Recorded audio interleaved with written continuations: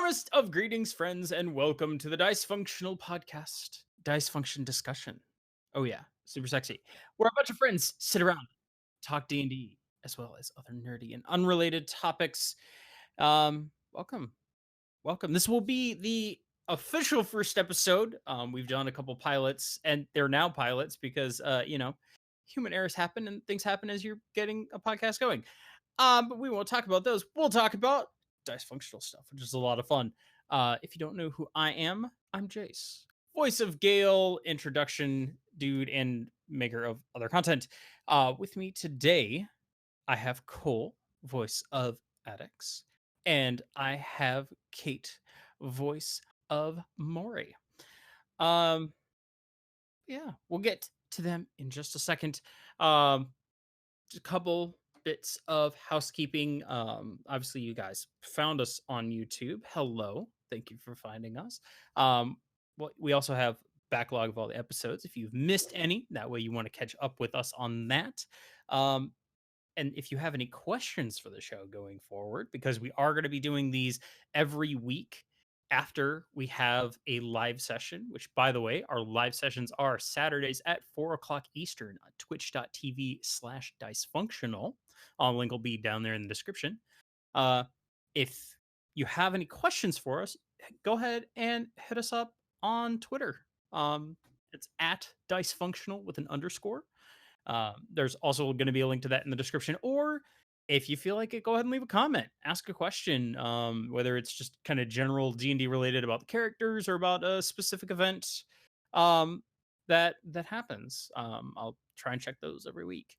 But speaking of every week, this week we're actually back doing some interesting stuff with the crew. I honestly forget which session it was. Was this 54?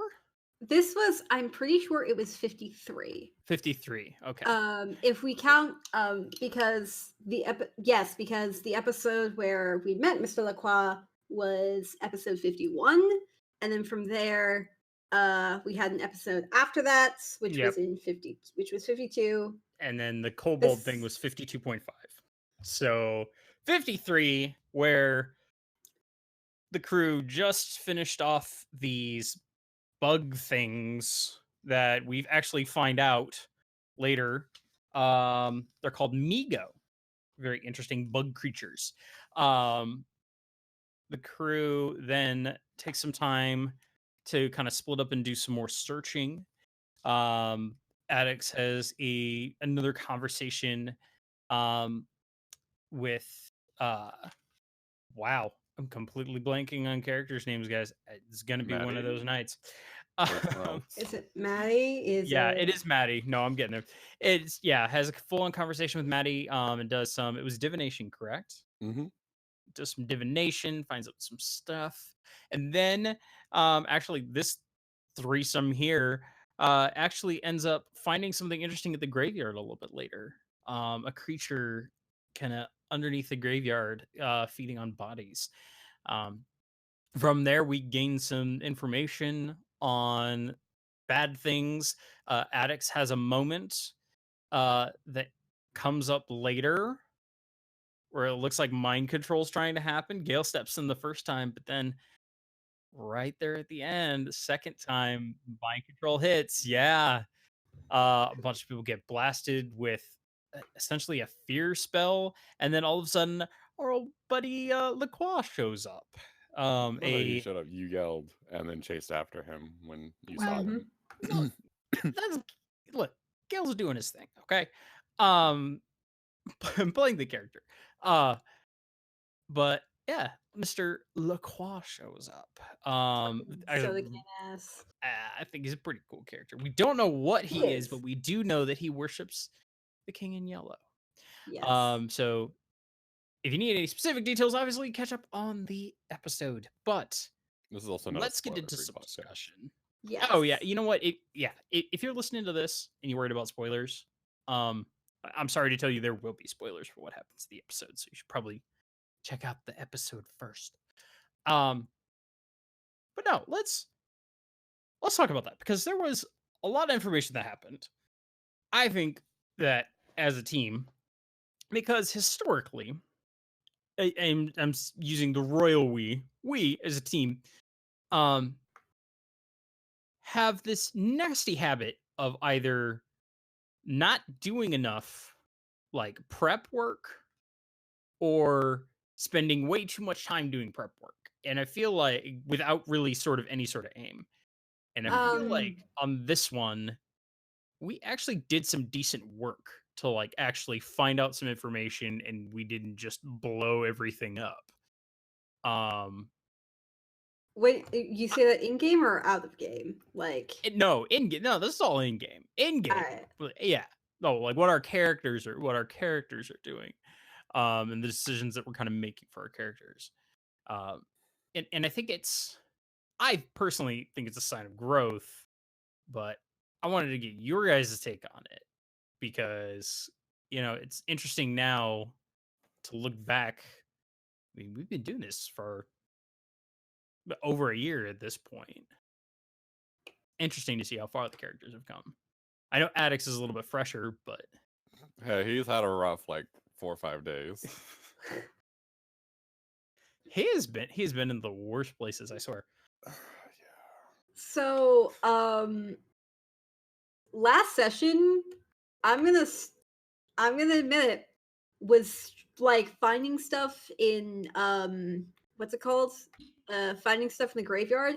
That was straight up luck. If I had not found like a hole or anything like that, I was improvising because my initial plan had been, okay, use some stuff I'd actually learned in class about like other stuff, see if I can apply it to this, see if I can use that and be smart for once. Then I didn't. And then from there, I was basically just like, I don't know what I should do. Let's just try this. And then it worked out and we got information and good things. So I think we're growing, especially like I'm just saying that for this past session because I feel like a lot of us were off our game for being away for 2 weeks and I was dying, as we all knew. But I think overall, because the initial question was, are we growing or how are we growing? I can't remember. It's more a question of how do you feel like handling the situation that we have this episode compared to stuff on the island, stuff previous adventures when we were down in that mine and dealing with stuff like how do you feel like the growth has been as a party? I think as a party out of character, we are all definitely like, I feel like we're growing a little more, just, being better at the game in general, because most of us are coming from inexperience. What else?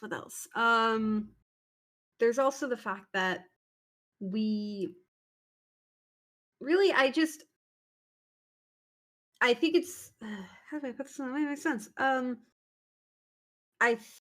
don't. Okay, sorry. I have zero thoughts. All of them have gone. That'll happen.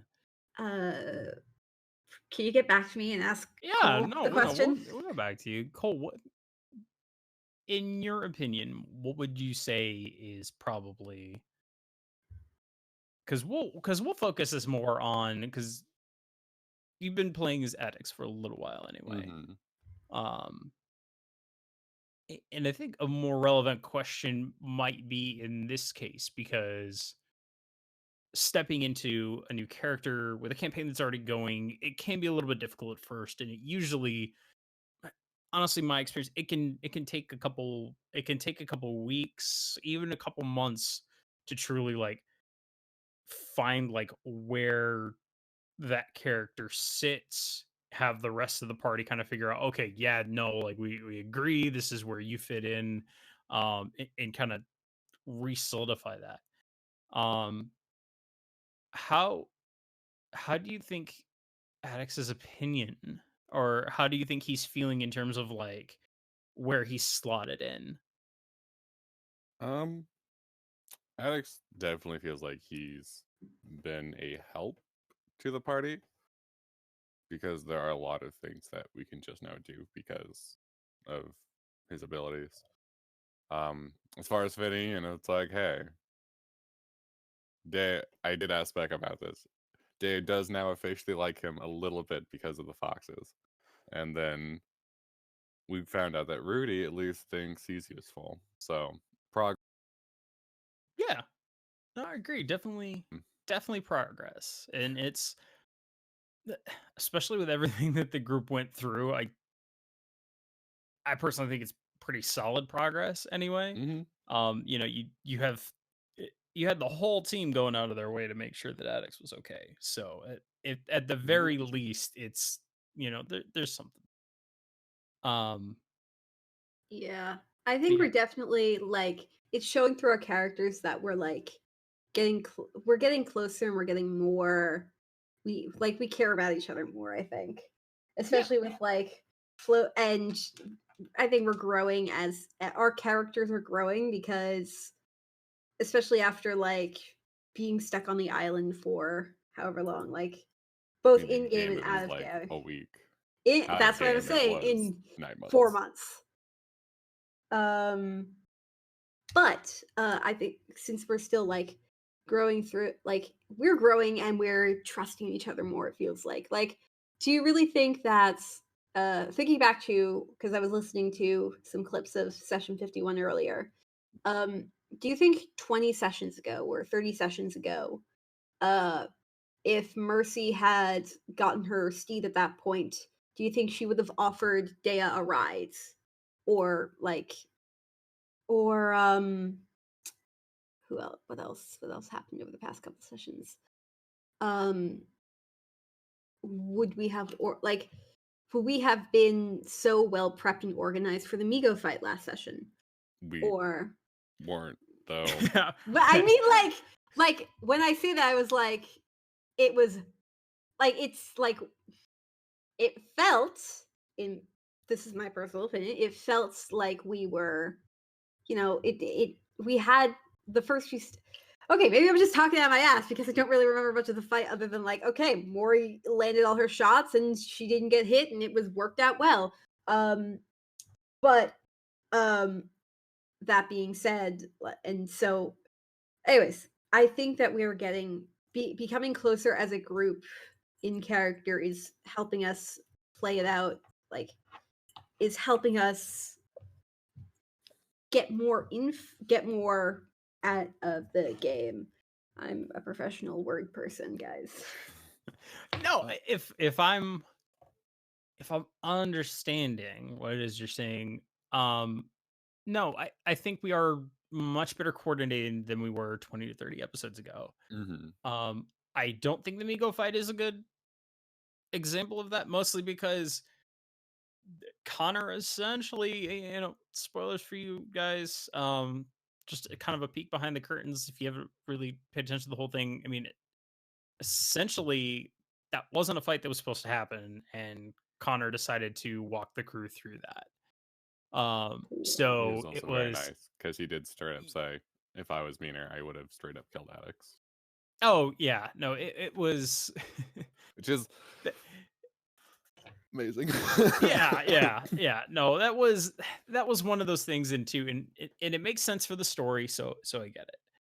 And he could have decided to do that any which way he wanted to.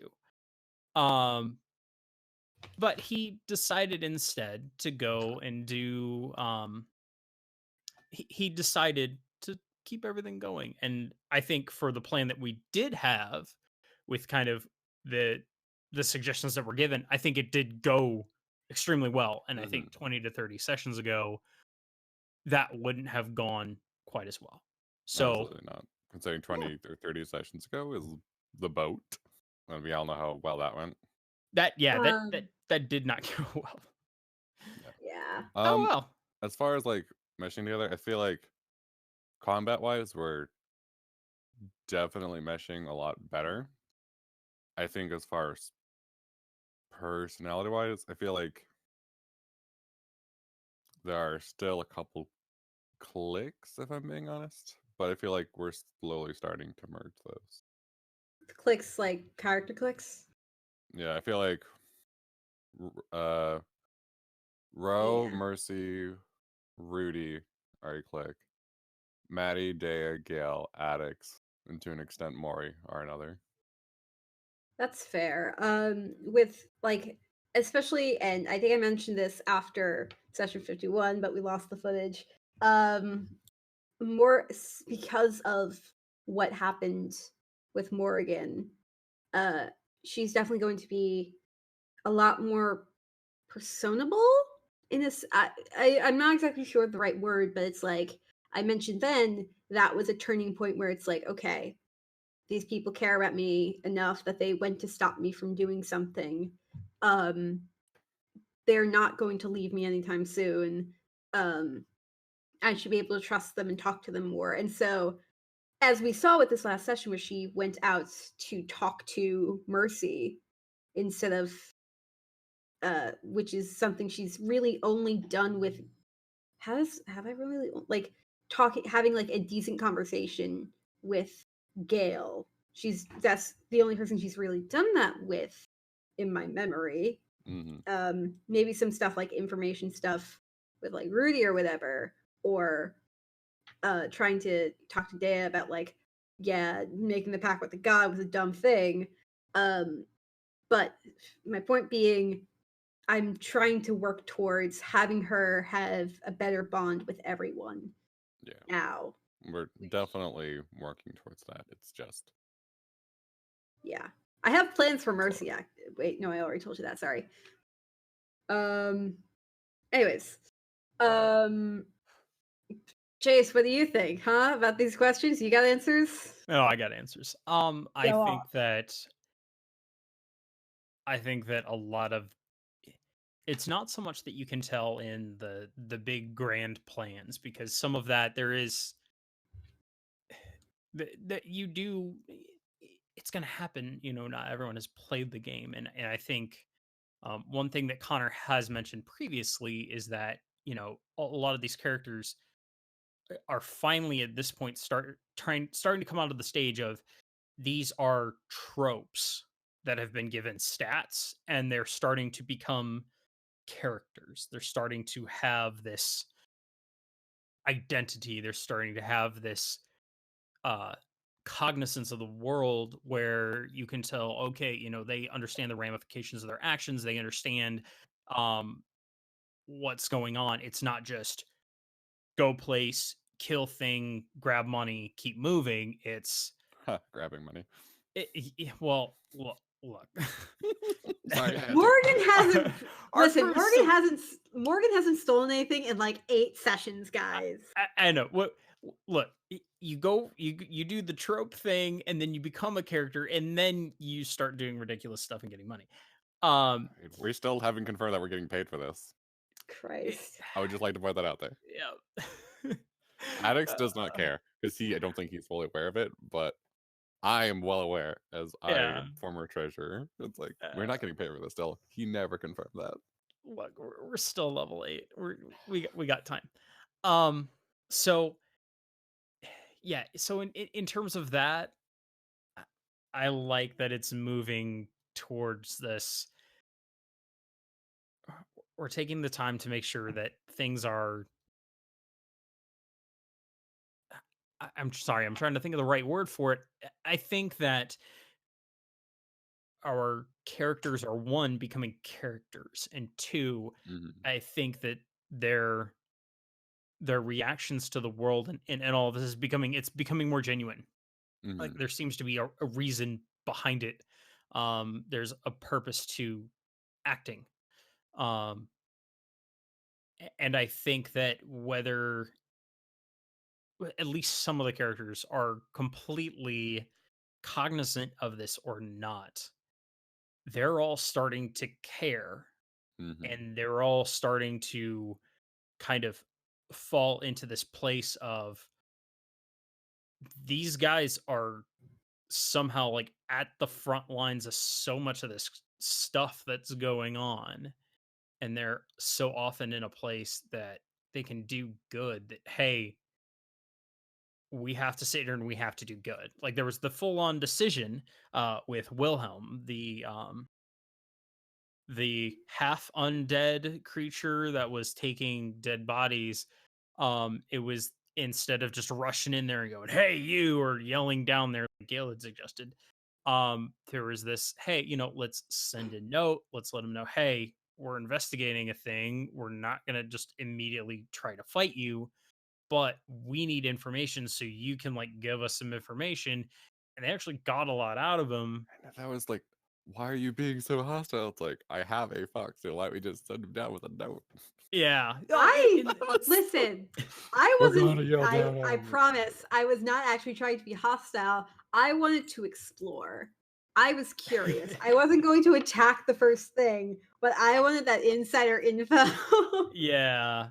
No, in that makes sense. I think that makes sense for Morri, but I think as far as the rest of the characters are going, like, you do know, you start sticking your head in something's hole, it's gonna just start fighting. Mm-hmm. Like you go walking into, a bear's cave, and the bear's just gonna come after you. It doesn't care. You stick And your there's hand that. in the mouth of a bear, it's gonna bite. And can't be Yeah. surprised when that happens. Yeah, exactly. So that's like, as much as maybe that's Maury's like, look at it like, oh, it's a cave, like I can explore. It's interesting then, I think, being with Addax and Gael, who are both like, nah, man, if that thing is even slightly animalistic, it's just gonna come after you, and we don't want to have to fight it if we don't have to. So Listen, for all of her like earthy themes that we've mentioned before, that we've noticed in chat before, Morrigan, like, she lived in like a small village, and then after that she spent like most of her time in the middle of a city robbing people. She's not exactly like up on it, on the whole, oh yeah, if you stick your hand in a hole, something might bite it. She's not exactly like that kind of smart. and that's I'm why it's teasing. good to be with the Sorry. nature boys. Sort of going off that vein, and this is sort of something that Conor brought up last week with the Migos fight, but in your opinion, In which do we deserve to sort of, do you think it would not necessarily be a bad thing if we just went somewhere and sort of got our teeth pushed in because we aren't learning some very important lessons? are you asking that of me or of Jace? Everyone here. Like, should our characters like get our teeth pushed in? Here's Like- the thing. I feel like on one hand, I think that like there's the pride before the fall, and we might be riding on the pride right now. On the other hand, I worry that like if we do reach that point, we might run into the worry that just I don't because I worry that if our cockiness ends up getting a character killed, like that's my only worry. Like, granted, if something happened where it was like we get surrounded by bandits, or like Assassins 2.0 happens and they succeed in kidnapping Rudy, what how that would impact like the story, and that probably would be like, if I was doing it, that probably be how I would look at an opportunity for that. But my fear is that if I think that we like it'd be something that'd be interesting to explore. I definitely, and now that you mention it, because I hadn't really considered it before, I think it'd be something that I would not be opposed to experiencing. But my only worry is that like if we see like the consequences could end up with someone's character dead, potentially dead, with an albeit small chance of permadeath. And I'm not a fan of that. What do you think, Jace? Yeah, I just having a fight essentially be a lesson isn't something I'm personally a fan of when it comes to being a DM. Very rarely have I ever used that. And I think more often than not, it goes the other way. I was actually just listening to a podcast today because I do listen to a fair amount of podcasts. This one had Nerd. specifically to do with hockey, and that there have been studies done because in hockey, obviously, fighting is a thing. in hockey. And the idea behind it is you're sticking up for your buddy, and there was this kind of myth for the longest time of it'll swing the momentum back in your favor if you have your guy go fight some other guy on the other team and win the fight. They have actually done extensive studies on that, according to what I heard on the podcast, and they were referencing one in particular that actually said that the opposite ended up happening, where if a fight happened and your guy lost it, usually the next team to score would be the team that lost the fight. So this idea of having a fight just to teach a lesson, I feel like there's a chance that could go completely the opposite way. And thinking about it from not only just a character standpoint of like, all right, well, there's a good chance we're just one of us is going to die anyway, who cares, because I know that there would be a few of the characters would have that approach. Because again, it's still that they're becoming characters now, and it's kind of this delicate part of it. But then you take into account if there are certain characters in this party, if they were the ones to permadie, like the adventure's over. Like this group is not going to stay together if certain characters die. So just from a very, very meta standpoint, to have a fight just to teach a lesson, I don't think it's a good idea. And two, more importantly, related to the question, I don't think it's necessary. I think the last really bad, like bloodlust moment, I think that was this Migo fight for this group, because there was that idea of, that went well, and it was going really, really well, and then there were like 2 hits, and we almost he could have easily dropped at least 2 of the player characters to permadeath easily. And I think I was one of them. Yeah, and I think after talking to everybody, I think everybody gets that. So it's like, okay, we've had a couple fights where they haven't gone swimmingly. And I've never thought that this group has had any sort of like issue with like tempering actions. In fact, I think in a lot of cases, people aren't as quick to act as they could be, because everyone's so very, very cautious in this group. Which is then interesting to have a character like Gael that has like no caution at all and is trying to learn that. But so to kind of circle back and finish up with your question, yeah, I think that I think that we don't need that kind of a fight, and I don't think that those kind of fights are going to keep happening. And I trust Conor as DM to make sure that the fights going in there, that they are the fights that should be happening, and the fights that kind of are available. It isn't just this, hey, this is essentially a meat grinder. We're just gonna, meat grinder being we're just gonna just keep churning out characters because we don't want to do that. So I don't think that we're at that place, and I'm glad we're not. But what about you, Kole? What do you think regarding that? I sort of okay. It was that I feel like I will 100% say that the biggest moment that changed the trajectory of this campaign was Gael dying, because that was when it finally clicked for a lot of people. Like, hey, this is for realsies. And Gael, who like immediately came in, and then like everyone fell in love with him, because he's just like this fun kind of goofy bundle of energy. And then he died. I mean, he's like this big, strong barbarian who's not supposed to die, and then he died. And I feel like there are definitely still lessons that we need to learn. I definitely agree that I think that we definitely doesn't necessarily need to be a fight, but I feel like I also feel like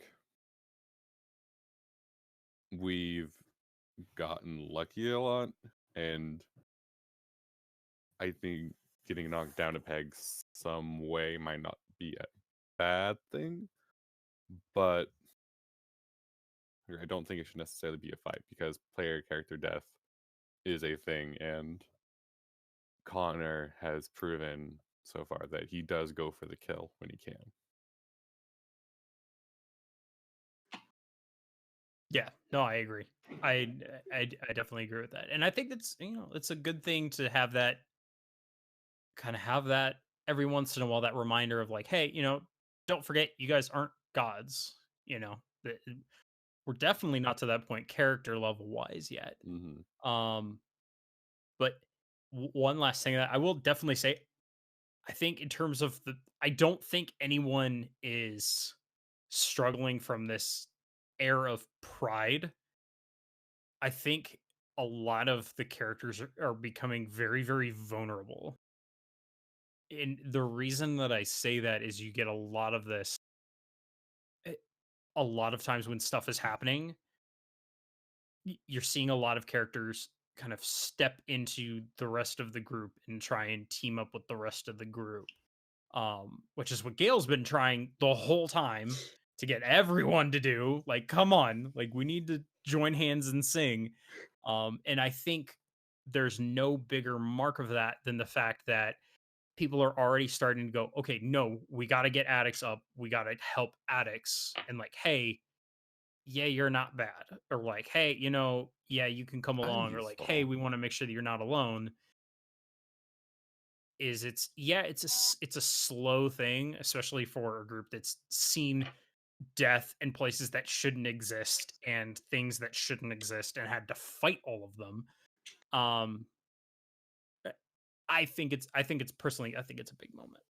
Yeah. I agree. Like, I was genuinely surprised when Rudy was like, I cast Dispel Magic on Addax. I thought, like, I was looking at that, hey, no one except for Maddie and Gael like him. Mm-hmm. I feel like most of the party was general indifference, tolerating him. Maybe like yeah, he's not so bad for a few others. That was the first moment where I was like, oh hey, things are changing, even if it is just, they find me useful now. Yeah. That was actually, I was about to talk about the same moment because I remember asking when that scene went down, because Michelle explained that's like, oh yeah, he's part of the team. My response was, is he though? And I didn't mean that anything against Addax or anything like that, because I want Addax to be part of the team, but like it felt that it kind of felt weird how it was like because we're trying to get vulnerable, as Jace put it. It's just, and there's this, but it's weird because it's like if we're coming together, having this new person come in after just a few days, it feels like it didn't feel. Maybe it's just my own perspective because I think that like, okay, maybe now is the time that Morgan should be like getting closer to people. And it's been a year in game since she met these assholes and she lives with them and she lives with them. Like that's like, and that's my own perspective of like relationships, be it platonic or romantic, have to take time. But I think that, that's where that came from, where it was like, I was surprised that we were so welcome, so ready to have this new guy come in, and we're like, we're saving his ass already. And this is something related to like Morgan's own beliefs, like pull your own weight, asshole. Like, I'm kidding. She wouldn't. Yeah, no, that's Morri's belief though. It's Morgan's Yeah. belief is like, hey, She especially being around that long in the life that she's had, it makes sense that her reaction would be, is he like, oh, wait, he's already a part of this thing? yeah. Yeah, like, is he really pulling his own weight, especially when you look at the number of years and the type of life that she's had? No, from a character perspective, that makes sense. I have this in my head. I haven't really discussed this, just because it's like, it's a detail I don't think he necessarily needs to know. Her whole like thing with her thieves guild is that she couldn't like as some of you may have noticed, they never actually used their real names whenever other members of her group of her old thieves guild come up, because it's not, they weren't worth trusting. Like it was a very like, if you got yourself stuck in, like if you got yourself caught, that's on you, dude. You got to get it yourself.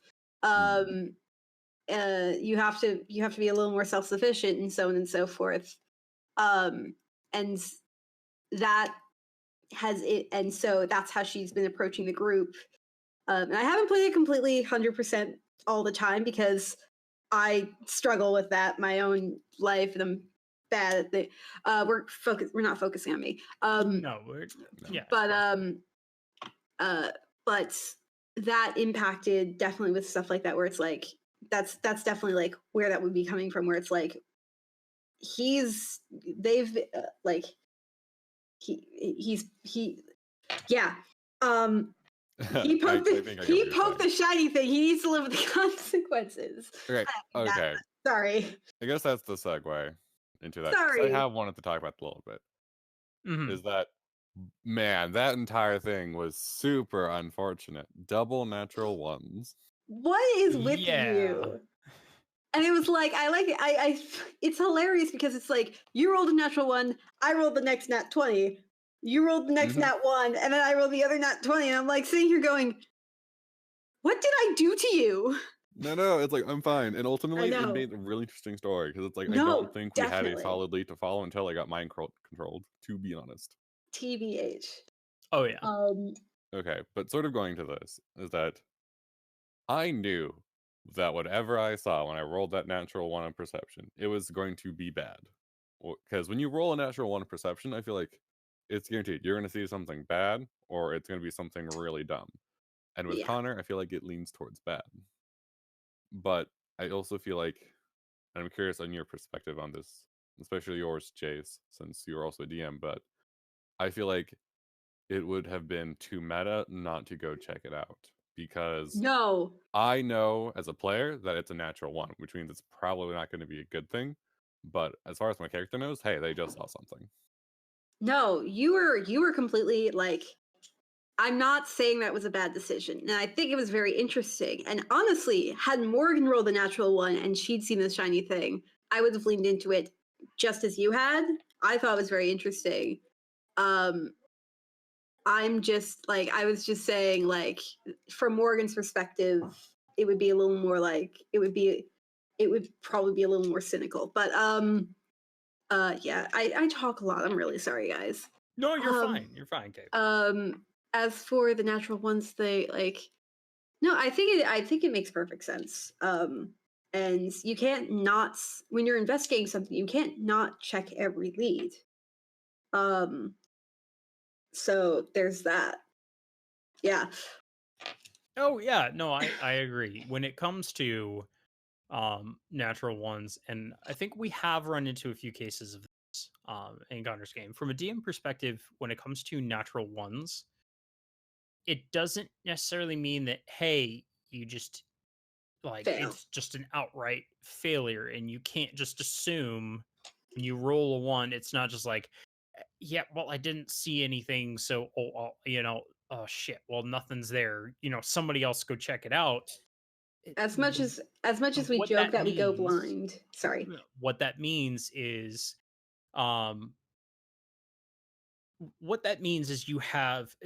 you've looked and there was nothing specifically that you noticed, or you tripped over your words or something like that. I think it's interesting in the fact that you rolled a natural 1 on the perception check and still managed to see it, because when you think about that in a game's like mechanics context, what it probably means is Addax just missed something important. And it was probably the fact that it was like dangerous. Yeah. Or you can always think of it on the flip side of like, yeah, you rolled a natural 1 because you saw the shiny thing and it distracted you from the good thing. So you can still check out the shiny thing, and the shiny thing can be fine, but you may have missed something extra. So and this is it's an important note between the GMs and the players, is to always play the role. So when the way I always do it, and I always make a point of this when I'm DMing, because this is just something, because I played with a lot of new players, is when they roll a 1 on perception or like investigation, I'm like, yeah, you checked out the thing and you didn't see anything bad. Now, of course, there might be 20 traps sitting there, but no, as far as your character is concerned, nah, it's clear traps. There are no traps. And then guess what? You step into one, you're like, oh well, crap, I just missed one. That's yeah. That's my general philosophy and how I tried it, is that I feel like, with the exception of like maybe like stealth rolls, because it's like, especially if like the DM describes it as like you make a loud noise, it's, as far as you're being as stealthy as possible. You are like, you may have rolled a natural on that performance check, but you are singing your heart out. You think you're Mariah Carey. You are rocking it. You think you're doing amazing because you are confident in your skills. And so if you roll a natural 1, it's like you think you did the best that you could. So you just didn't find anything. And like you can still have that, this seems fishy. I don't necessarily believe that there's nothing here, but I did not find anything. Yeah. Oh yeah. And it's, and I like that happens. I will say one rule, that to bring in a rule from another game that I've always, that I like, that I know what personally I want to keep doing, and I think it's an important rule for a game like Dungeons and Dragons, that can sometimes, if you're really focused on like the mechanics part of it, not the character part of it, you can get really into, well, crap, nobody rolled really high, so we still have to keep checking the things. Like, no, it's this idea from a different game called Warhammer Wrath and Glory. It's called failing forward. So you fail to roll, oh well, something still happens. Like you're still going forward. You're not just going to sit at the the door that's potentially trapped, or the door that you're trying to pick the lock of all right, look, let me keep trying to pick the lock, and have like your rogues just like off and on just keep going through like 40 sets of lock picks. It's like, no, you went, it broke, and now they're jammed in the lock, so oh well, you have to find another way around. And I think this applies to your situation, because it wasn't just like, oh well, I noticed a thing, but I didn't notice a thing. Hey, can somebody else check this out? It's, oh, shiny, let me go check it out. Yeah. But yeah. So yeah, so we had that, which was like, which led to a lot of interesting stuff. Yeah, and it's like, I thought I was just gonna get attacked by something, because I feel like that's been Addax's last 3 days with this group.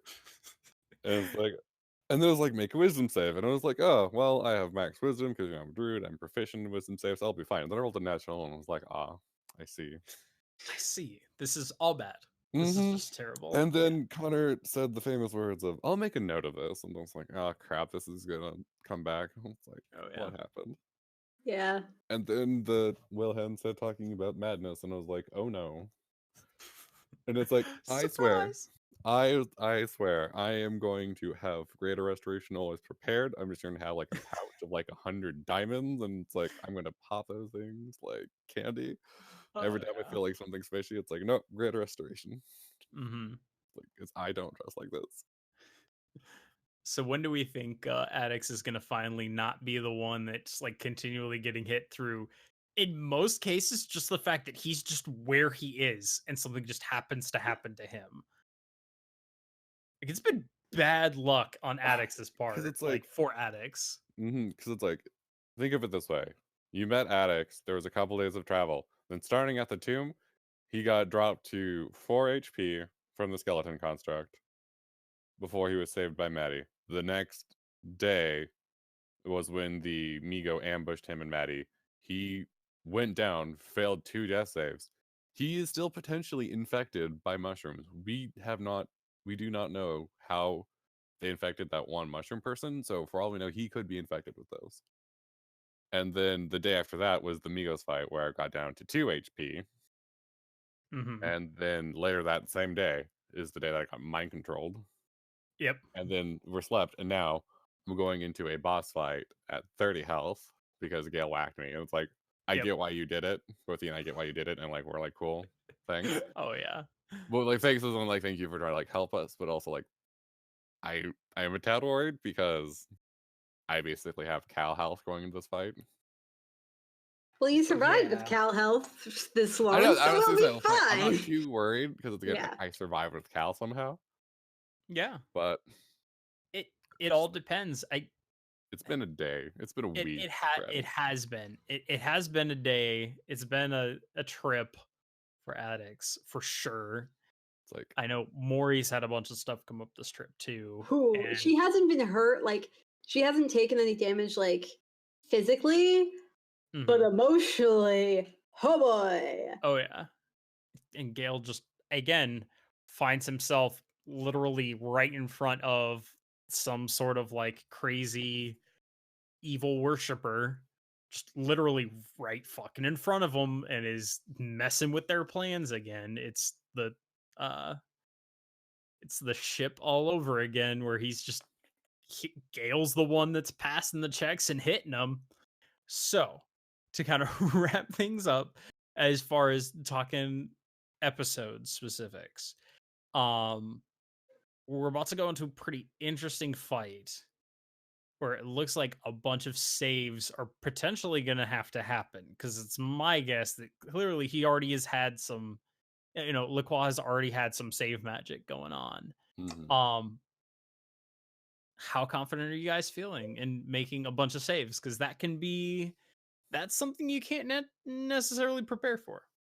Okay, we'll start with you on that one.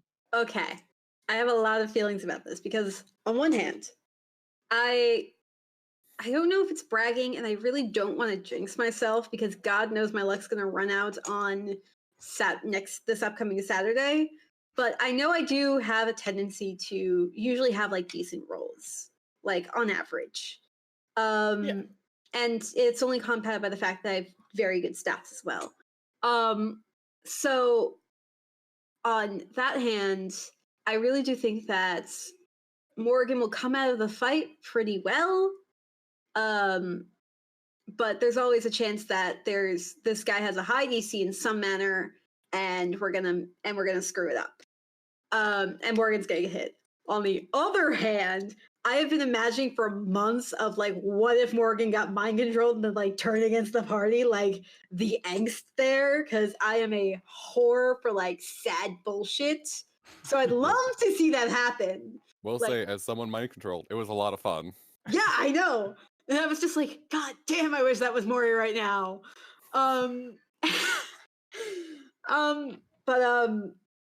Yeah, I want Morgan to come out of the fight because I don't want to end her story yet. And I don't want her to end up like I don't want to pull a Yasha, where this person ends up like mind controlling someone and then just kidnapping them and just fleeing, because that'd be really annoying. And I don't want to bring him back up baby yet. But I do want to have that experience of, okay, shit just got real because this big person just like, I think I'll be able to handle the saves. Who just showed up again? Conor, is this you? Hello. It's Conor. Hey. Hello, Conor. Are you going to destroy us all with mind control next Saturday? We'll find out. Awesome. Anyway, so I think Morgan will be able to like hit her saves so long as my luck doesn't run out. But if she doesn't, I will be excited. I will also be excited if like Gael or Mercy gets like taken down by the hits. It will be fun, like story-wise. I do not want Mercy or Gael to go down unless they're going down. Yes, mind control the barbarian, who's very difficult to take out and has lots of utility built into him. I know! That will go real well. I feel You'll like- die Listen. real quick. I feel like Listen. Just saying. the He's two Morgan- faster main, than you. the two main people you do not want mind controlled, I feel like, are the Fearbolts, because they have the utility and the Yeah. scariness to mess up the party. Yeah. Well, Morri does Yeah. too. If Gael gets mind controlled, somebody's going down. Like, Oh, yeah. Oh, there's yeah. just Jace. he's fast enough to get to anybody, and he has just the raw firepower to just take down pretty much anybody in the party. So yeah, no, Jace. I told Oh, this sorry, Connor, it's a but if lot. you kill me for my birthday, I will not hold it against you. I'm up, Jace. Jace, I'm gonna be real with you, Chief. I've been thinking about, oh fuck, what if Gail got possessed or like controlled or something, and then like turned against Morri and then like fucking killed her, like dead? Like, what would happen there? And I've just been like, ooh, that'd be interesting to explore. So, like, on a story level, I think it would be interesting and I admit it's self-centered, just to think about from Morgan's perspective, about like how that would affect her, because Gail's the closest one she's to in the group. But like from like game standpoints, no, we're going if Gail and or Mercy end up getting squashed, end up getting like brain fucked, we would all fucking die. It would just be like, it would be very bad. Yeah, it would. It would be very, very, very. Running away is always an option. Yes, It is. It is. Yes, always run an away option. from the barbarian with Sentinel, who runs like 1,000,000 miles an hour. Running away is always an option. Yeah. I wonder, do you think, given sneak attack, do you think that Morgan would stand any chance against like either of the tanks? Like, they get close to you, you have disadvantage on all your shots, which means you don't get it. I do have a longsword. Oh, that's not gonna help. Yeah, no, it could get locked down very easily. Barbarians can't be surprised if they see something coming. Mm-hmm. So in a lot of cases, that can pretty much negate sneak attack. Yeah. And also, you have to keep in mind that you're still only doing piercing damage. No. Unless you do switch your bow specifically to necrotic. Yeah. But the sneak attack damage is not necrotic. Yep. So wouldn't it be part of that attack though? So wouldn't it be necrotic? Nope. Okay. Sneak attack is the weapon, is always the base weapon damage. So it's either piercing, bludgeoning, or slashing. But if I thought the bow turned the base. Yeah, it was damage into necrotic. either. Yeah, I get to choose between whether or not it's piercing or necrotic. That's the bow, not the sneak attack. The sneak attack is different. All right. So a bow, it can't be. Sneak attack cannot be magical damage. Oh, cool. Yep. As far as how I'm feeling about making saves, Yes. I mean, we saw my luck. I'm He got You're all doing those well. ones out of the I'm way. proud of you. Yeah, I'm not feeling too hot about that. I feel like if it's a wisdom save, we'll probably be fine because I'm proficient max wisdom. And I guess Conor's here, but whatever. I think Jolly's thinking about casting Beacon of Hope, so we'll have at least advantage on wisdom saves, which should negate most mind stuff, I feel like. Or Remember, you guys still have one round of fear, everybody being frightened. Fear. I'm not afraid. That was mind control. You're not crazy. That's good. I'm not crazy anymore. But no, I think as far as wisdom saves, I think I'll be fine. Anything else? No. It's like my charisma is terrible. My intelligence is okay. My int saves will be bad, but I don't think, if he has a cleric, he has many int saves, if any. Dexterity, I got a fat +1.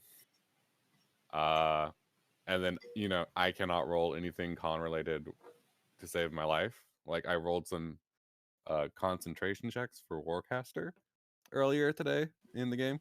Rolled double 5s. So, Feels feeling good good about that. Warcaster, by the way. Advantage. So it's like I'm not feeling great, but we'll see what happens. That's also something I'm a little worried about, because Morgan has a +1 to her wisdom, and I'm not proficient in wisdom checks. So, pray. Hope that my luck isn't the same way my insights are. Yeah. I don't think about, when it comes to saves, I don't even think about it. It's what'll happen will happen, and I'll react in the moment, but there's no like. Also, I feel like with using the app and having the number generator going, I feel like I have like no control over that whatsoever. So I always personally, I choose not to worry about it because there's nothing I can do to control it. What I can do is think about, okay, what would Gael do in this situation, and what would he think would be his best option? Yeah. I will say your build is also decent in the setup that you have high con, so your con saves aren't terrible. You have advantage on strike saves while you're raging. You have advantage saves on dex saves because of barbarian, and because your first level was paladin, you have proficiency in wisdom saves. So it's like you're kind of good. Yeah. The one trick about the danger sense is that you have to see it coming. Exactly. So if something suddenly hits you, one could make the argument that you didn't see that coming. Yeah. You didn't see that coming? Exactly. No, it's like, I'm excited for it. Whatever it'll happens. be. It's gonna be fun and interesting. Yeah, I think things are really obviously clearly starting to ramp up, so I think it'd be cool to see. Conor, since we have you in here, question for you. Yeah. Exactly. So you mentioned in game about I don't remember specifically, but it had to do with you expecting all of us to just follow Addax out when Addax drew the symbol. Yeah, you didn't expect that to happen. I How- think you mentioned. Yeah, how Yeah, it kind was- of It came down entirely on how you guys were acting around each other. So basically, if you guys were going to be more like, well, okay, I know I can trust them, so I don't care if they go off somewhere. Like, if you guys were going to be a bit more lax about your teammates wandering off, that very much could have changed things. How did you continue? Sorry, I'll ask when you're done. Gotcha. But the moment that Gael put up the red flag and was like, "We shouldn't go anywhere," and all that, the insanity factor is going to make Addax act unpredictably at first, like when he's conscious. When he's asleep, no, he was basically not in his own control. yeah. Yeah, like I'm gonna be real with you. I have no idea what Mercy and Morgan talked about because that's when Conor was like, "Hey, make a stealth check." Oh, it was some stuff I've been thinking about. And it was something about the siblings and that. Something about the siblings. I asked and offered for the Avero Mercy Prank War. I had planned on doing something else, but then I was like, it doesn't fit, so I'm just gonna like leave it for right now. So there's that, but it was really those two that I focused on. I suppose I have a question. What would have happened? Because I'll admit, my initial stealth roll was a 3. It But was I a was 3. like, "Hey, Conor, I do technically have invisibility." I was already looking at your spell sheet. It's like I do have that. Yeah. It's like I can reroll this because I'm. And able to basically, hide. the only person who managed to catch it past that was Dea because he rolled an 18.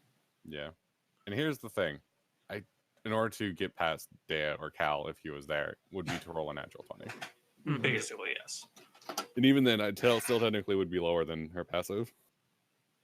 Yeah, Because but basically, it wasn't a matter of the moment you rolled the natural one, like the plan kind of changed. I expected someone to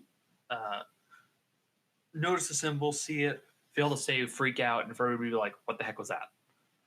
You rolled a natural one, that changed it completely, and you went from someone, having a scary experience to someone potentially being the cause of a real problem. Yeah, you never answered my question. Would I have like enslaved the town, or would I have just made them go crazy a little bit? You don't know. That's cool. Ha ha ha. Addax is the next big bag. Secrets. I am no longer baby. I want power.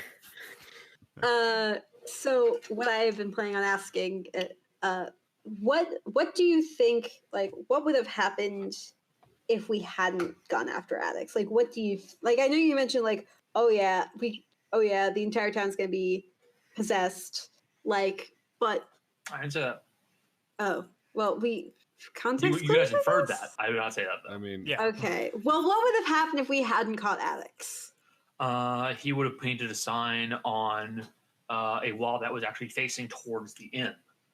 Because I just said he went through an alley and found your way towards a wall. I did not say where it was because at the moment for you, Addax, you knew where you were going. You didn't care where you were going. But basically, he was going to paint it on a wall facing the inn. So when people woke up and looked out the windows or went outside, they'd have seen the sign. And it kind of would have caused a problem. mm-hmm. We would have had a way bigger fight, probably. Could have been very interesting. I mean, again, it could have been Addax and Lacroix versus all y'all. Could have been Addax, Could have. Maddie, and Lacroix. Yeah. My Report litter 12. analysis brain went off this morning. I was very happy.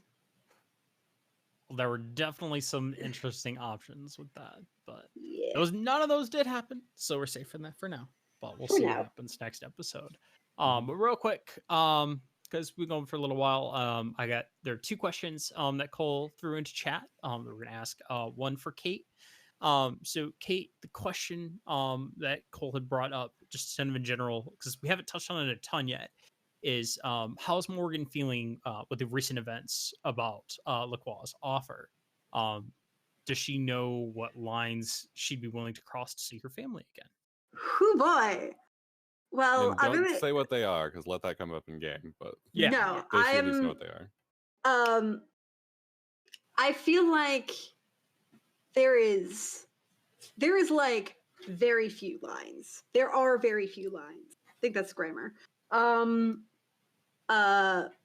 We haven't explored it yet, but there is something interesting. Oh fuck, I just realized that'd be even cooler. Stuff about some people in the party she'd be interested in.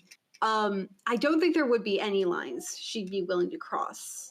Like, at this point, like yeah, she does care about these people. She does care about the group. But if it came between maybe it would be like seeing her whole family again. That would be as compared to like just seeing her brother, but she might just like straight up like she nearly left now just to see him. So, like, you would have been okay, like attacking the town and everything, fighting with Lacroix. If it meant seeing your brother / family again. Yeah, it probably would have. I don't, and like even with the group now. And as for how is she feeling with recent events about Lacroix's offer, you ever have those moments where it's like you nearly tripped down a flight of stairs, or like a glass nearly tipped over onto your computer, or something nearly fell 3 feet and then you caught it, and you're like, oh shit, so many things would have gone wrong if that had happened. Like, the world would be ending to you. That's what Morgan's feeling right now, where it's like, I probably could have been, in Morgan voice, I probably could have been just a zombie or something like that. Like, she's very quietly going like, oh Christ almighty.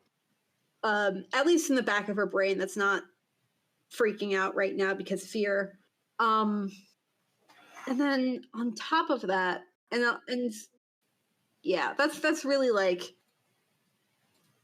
and it also demonstrates like something I've like, okay, this guy's powerful. It's not just like, most of it is that, okay, this guy's powerful and dangerous, but there's also part of her going, he could have, like, if he hadn't been lying to me and she thought he was telling the truth, he could definitely have brought her to her brother, like, pretty much instantly if he'd wanted. Like, if that person, if Lacroix she's now seen how powerful Lacroix is. She didn't even have to like think about, okay, like, it's not even just like, okay, you can see him. He's powerful enough to bring her to him, I guess. Does that make sense? Am I wording that right? No, I think Okay. it makes sense. I think there's a lot that she'd be willing to do. Yeah. You know, it's something that's very important to her, and when you have something that's very important to you, if it's that important to you, in most cases, you'll be willing to do a lot of things, even those that you know might be detrimental to you. Yeah, like or if there detrimental was... to other people. Like, depending on how far you're pushed. It all depends. Yeah. It's something I've been thinking about, like, in case Morgan ever sacrificed something if someone ends up dying for the resurrection ritual, because it's like, it's different. It's because I've been grappling with, like, okay, what would she give up that is not, like, tied to her character, like, pretty much irrevocably, that Connor's not going to be mad about? I won't be mad about it. You'll just have to live with whatever happens. No, I mean, like I could give up a proficiency in something, but I feel like I get penalized and the roll would go bad if it was something that I hardly use anyway. Like, give up my proficiency in short bows. I don't use a fucking short bow anymore, so, like, how is that going to affect me, kind of thing. But that's not the point. But yeah, that's my answer. There are very few lines she'd be willing to cross. I don't know what those lines are as of yet, but I don't think there is a lot she would not do to see her family again. And yeah, she's scared. She's scared of, like, okay, this guy's dangerous and he could have probably killed me, but also he's powerful enough that he probably would have made good what he offered me, kind of thing. Is that good? Yeah. No, I think that's a pretty good answer. What about you, Kole? I like it. Yeah. There you go. The one who answered the question thinks it's a good question. Rad. Right. And then the other question Kole posed, it's for me. So does deal with some hypotheticals, and I'm going to kind of shrink this down a little bit. So it was mentioning how Addax is the first Firbolg that Gael has seen in a long, long time. That has been mentioned in game before. And it definitely feels like Gael carries the weight and some blame for what happened to his tribe. How would you feel if Addax were to fall in the conflict, knowing that Gael not only once again failed to save fellow Firbolg, but also didn't help with hitting him real hard? Honestly, Gael wouldn't think twice about the hitting him hard. Reason being is Gael is very much one of those, I'm going to protect as many people as I can. I'm going to do whatever I can to help as many people as I can. And even if it's something to where, like, you know, hey, you know, I understand that something happened to you and you're not in control of yourself. However, he still has this the strong will survive mentality. It's very much the strong will survive. And my goal is to protect as many of those who can't protect themselves as I can. So if you end up, unfortunately, getting in my way, he's already pretty much made that clear. I don't care who you are. If you get in my way of doing my job, I'm just going to take you out. Like, I'll feel bad about it later. I may process it later, but I'm just going to get the job done. Now, in processing it, I'm not going to get into that because that would spoil a bunch of stuff that has to do with Gael's backstory and his feelings on all of that, and we haven't gotten to that yet. Just you wait. Wait. No, there is an entire backstory. There are details and Gael's feelings that we haven't even scratched the surface of what this boy has going on in his head. Morri's nicer now. She's gonna ask. You know what? Outside of game, a bunch of players have mentioned this before, that they're going to ask Gael, their characters are going to ask Gael questions because now they're very curious, and we haven't even gotten to a point yet. But when we do, there's a lot to Gael, and there's a lot to what's happened to him. It's heavy, but it makes Gael who he is. And I don't want to get into the hype. I'm sorry, I don't want to get into the hypothetical because I don't. Like, yeah, there's plenty, and I feel like going into how Gael would feel like feel about all of that would really dull the impact of learning about Gael's story. But suffice it to say, he wouldn't feel